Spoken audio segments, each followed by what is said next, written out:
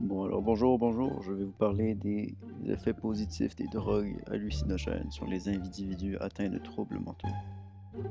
Beaucoup de gens ont peur des drogues hallucinogènes parce que ils pensent que c'est des substances dangereuses. Et ils ont raison, ces drogues peuvent avoir des effets secondaires non désirés. Mais, mais c'est pour ça qu'ils sont illégaux. Mais par contre, ces drogues peuvent avoir des effets très bénéfiques sous les bonnes conditions.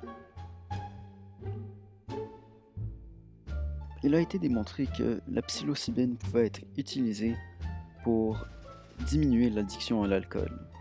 L'Institut psychiatrique de Langon a fait une étude qui a démontré que beaucoup de gens sont restés sobres pendant 8 mois après juste une dose.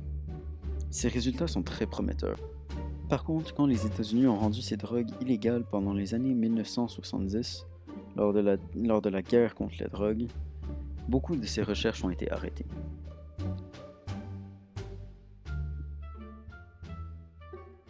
La dépression est un grand problème dans notre société et des recensements ont montré qu'une personne sur 5 était susceptible d'avoir de la dépression pendant leur vie. Mais les drogues hallucinogènes peuvent être utilisées pour contrer ce trouble mental. Thomas Hartley a été le premier à faire un traitement à la psilocybine au Canada. Après être atteint du cancer du côlon, il est tombé en dépression et les antidépresseurs ne marchaient pas pour lui. Donc, fait des demandes de pouvoir faire un traitement à la psilocybine en thérapie. Et ce droit lui a été accordé. Et surprenamment, après sa dose, il a réussi à ressentir du bonheur pour la première fois depuis assez longtemps. Cela montre que, dans certains cas, les hallucinogènes peuvent être encore plus utiles que des antidépresseurs. Et on peut s'imaginer que ces traitements vont être plus courants dans le futur.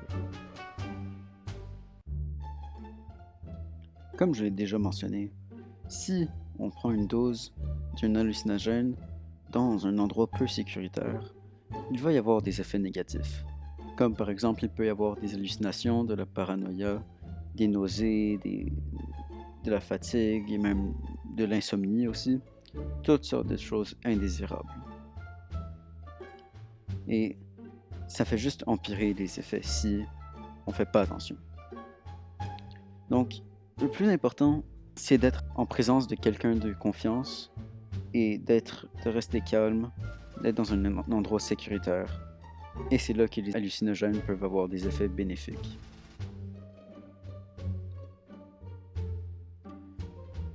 En conclusion, les recherches données sur les hallucinogènes sont vraiment prometteurs. Mais ils n'ont pas été assez poussés pour l'instant pour qu'on puisse en tirer des conclusions définitives. Qui sait, peut-être que dans le futur, ce sera une technique de thérapie assez courante.